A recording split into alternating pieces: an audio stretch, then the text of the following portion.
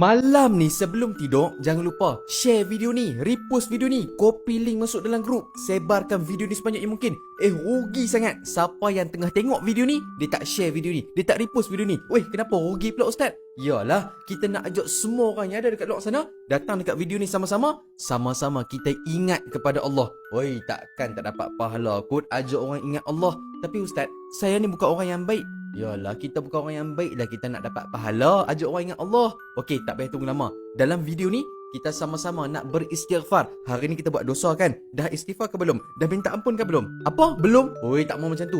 Jom sama-sama kita minta ampun daripada Allah sama-sama nah. 10 kali. Okey, ready? 1, 2, 3. Ikut sama-sama tau. Astaghfirullahalazim. Astaghfirullahalazim. Astaghfirullahalazim. Astaghfirullahalazim. Astaghfirullah. Astaghfirullah. Astaghfirullah. Astaghfirullah. Astaghfirullah. Astaghfirullah. Astaghfirullah. Astaghfirullah. Astaghfirullah. Oh, terlebih pula. Tak apalah, kita minta ampun daripada Allah. Semoga Allah Ta'ala mengampuni segala dosa kita, segala dosa semua orang yang tengah tengok video ni, ahli keluarga kita dan semua umat Islam. Amin ya rabbal alamin. Jangan lupa share, repost, sebar ke sebanyak yang mungkin. Mantap.